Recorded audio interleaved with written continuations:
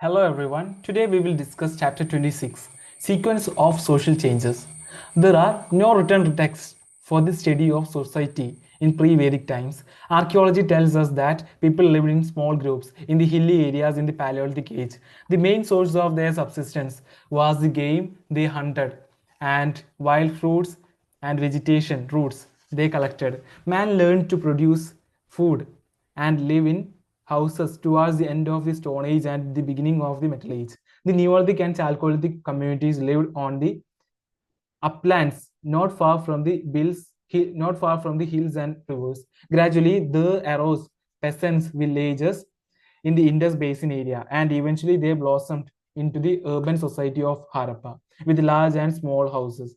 But once the Harappan society civilization disappeared, urbanism did not reappear in India for 1,000 years or so. Tribal and pastoral phase. For the history of society from the time of the Rig Veda, we can also use written text. They tells us that the Rigvedic society was primarily pastoral. People were semi-nomadic and their chief possessions consisted of cattle and horses. The term for go, occurs 176 times in the earlier parts of the Rig Veda. Cattle were considered to be the synonymous with wealth, and a wealthy person was called Gomad. Wars were fought for the sake of cattle, and therefore the Raja, whose main duty was to protect the cows, was called Goba or Gopati. Cow was so important to the family that the daughter was called Duhitra, that is, one who milks. So intimate was the acquaintance of the Vedic people with kine that when they came across the buffalo in India, they called it Gowala or cow haired. In contrast to references to cows, those to agriculture are fewer in the Rig Veda. Cattle rearing, therefore, was the main source of livelihood. In such a society, people could hardly produce anything over and above what was needed for their subsistence. Tribesmen could afford only occasional presents for their chiefs.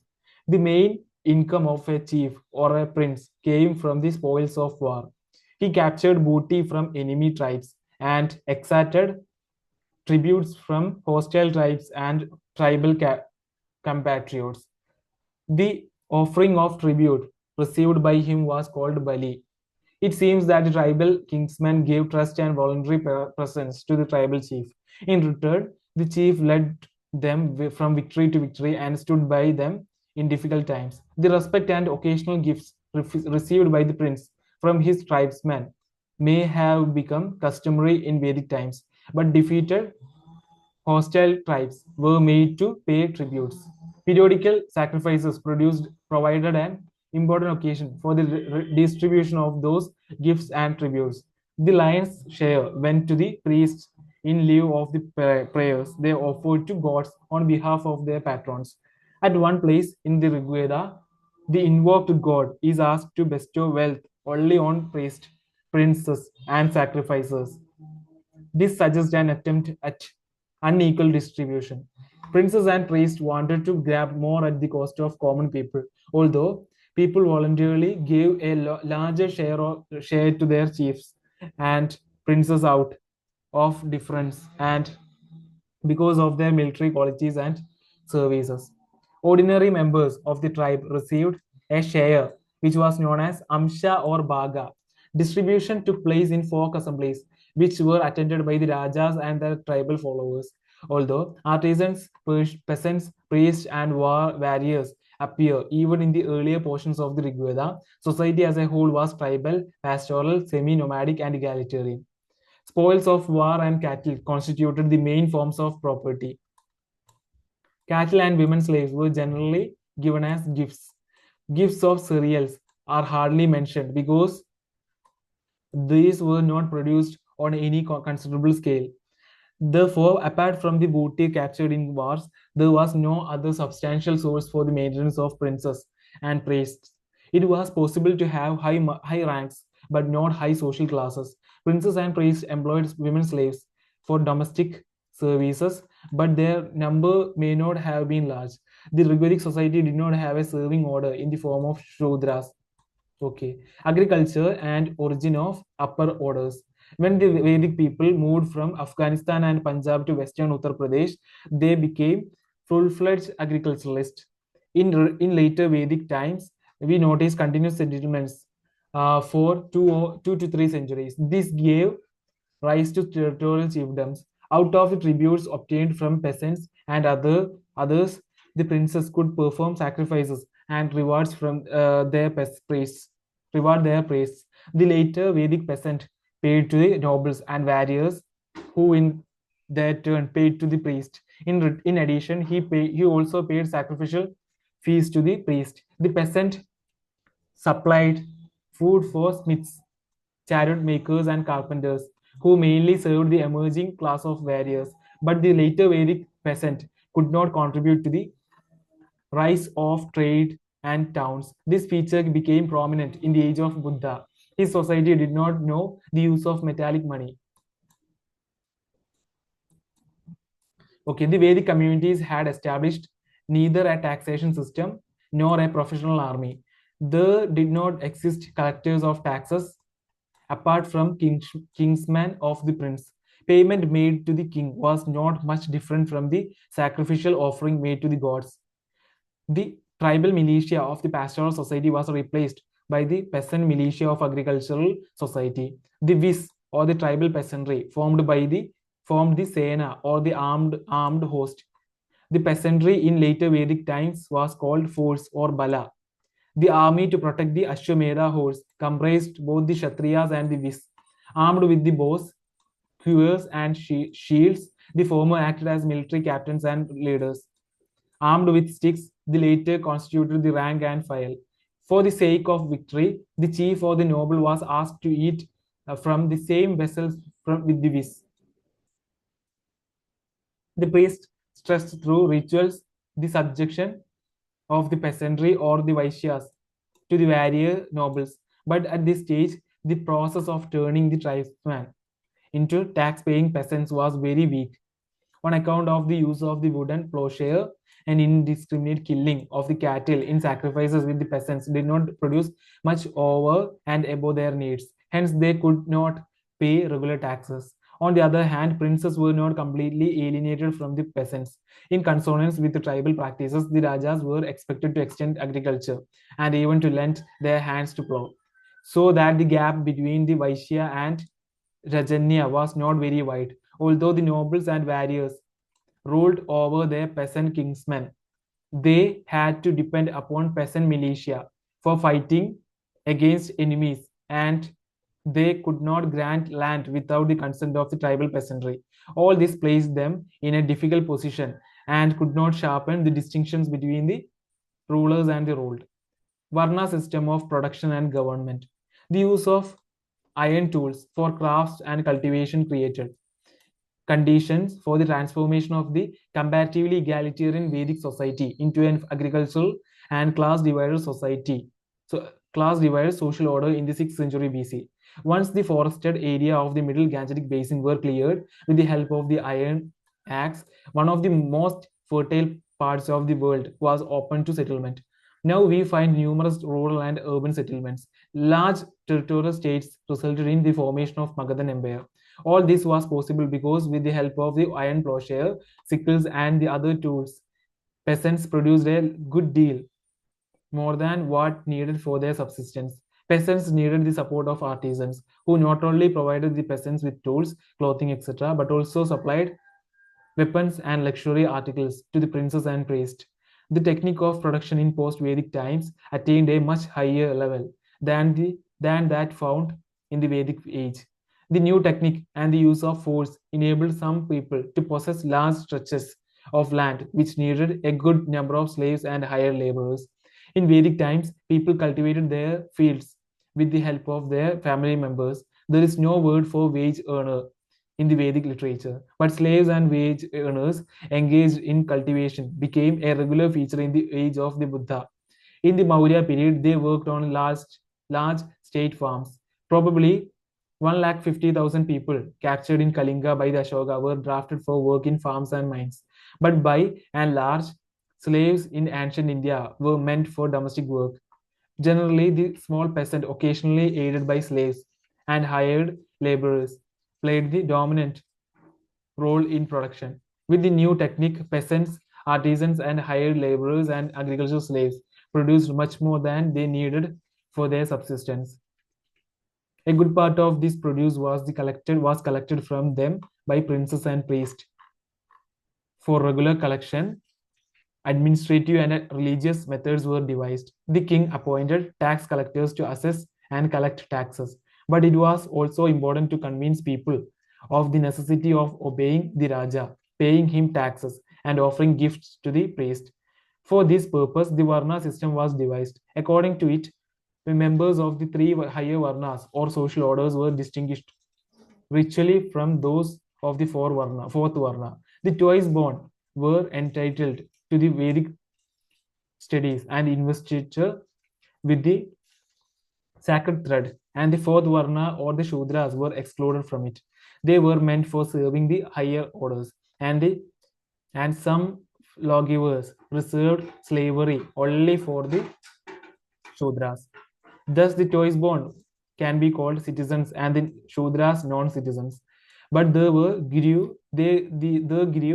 distinctions between the citizens and the citizens in the ranks of the choice born. The Brahmanas were not allowed to take to the plow and the manual work.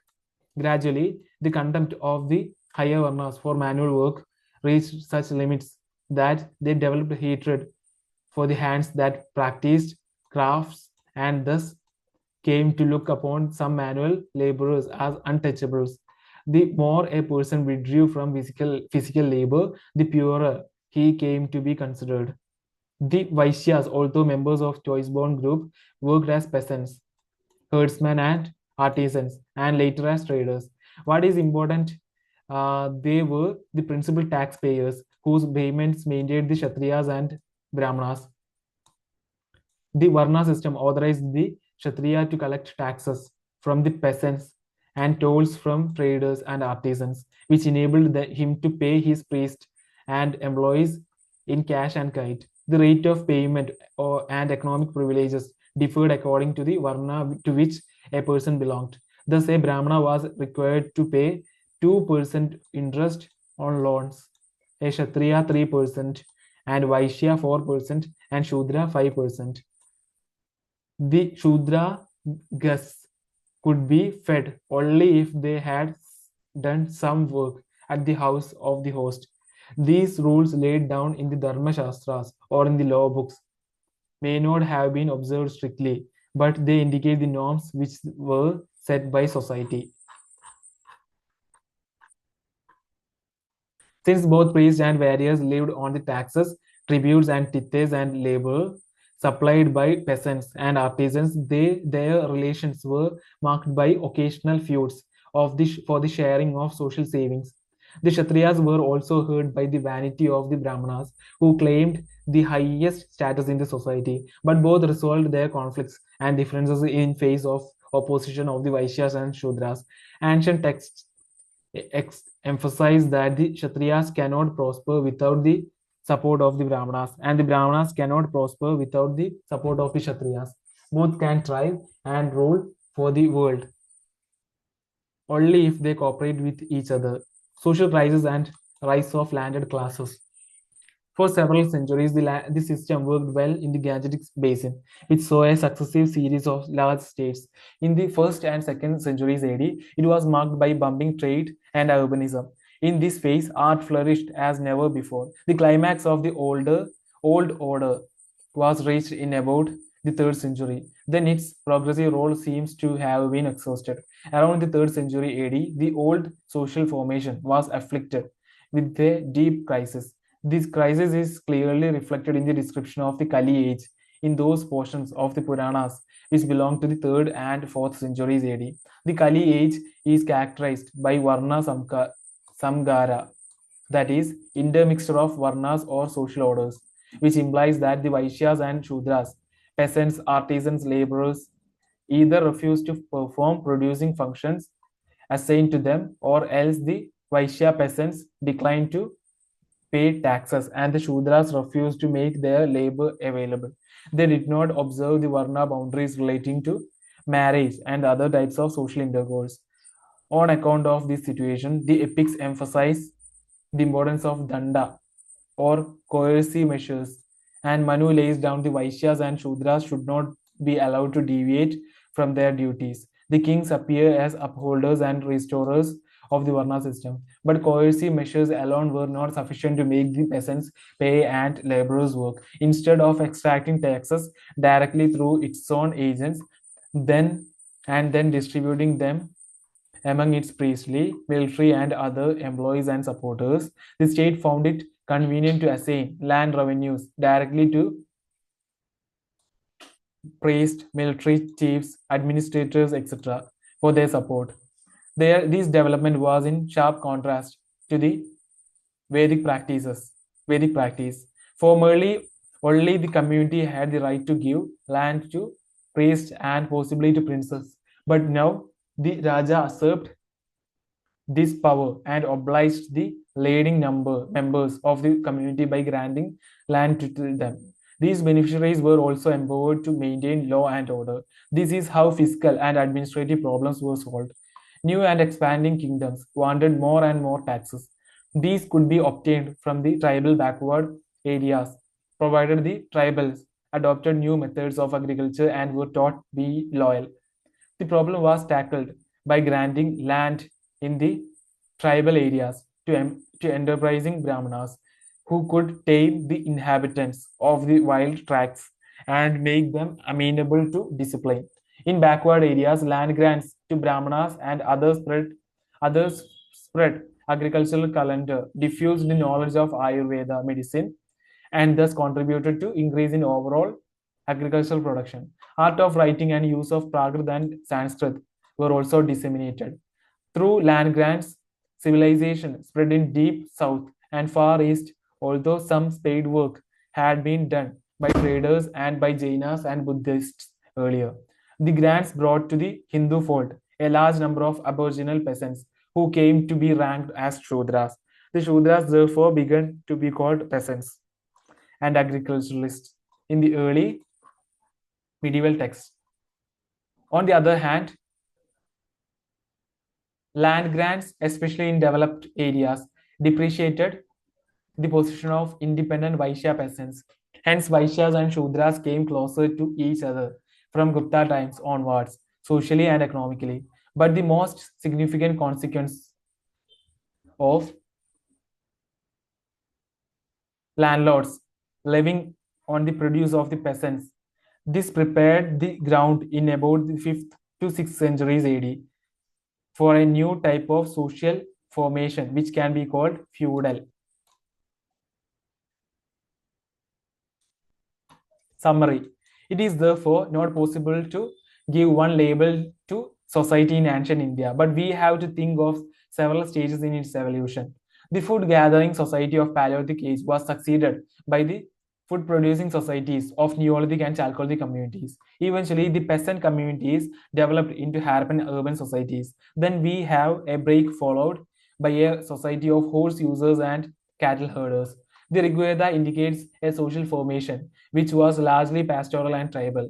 The pastoral society became agricultural in later Vedic times, but its primitive agriculture did not yield much, and so the rulers could not get much at the cost of the peasants. The class divided society comes into full view in post-Vedic times. It came to be known as Varna system. This social organization rested on the producing activities of the Vaishyas, supplemented by those of the Shudras. By and large, the social system worked well from the age of Buddha to Gupta times. Then it underwent a change on account of internal upheavals. Priests and officials began to be granted lands for their maintenance, and gradually there emerged a class of landlords between the peasants and the state. This undermined the position of Vaishyas and caused modification in the Varna system. So we have completed chapter 26.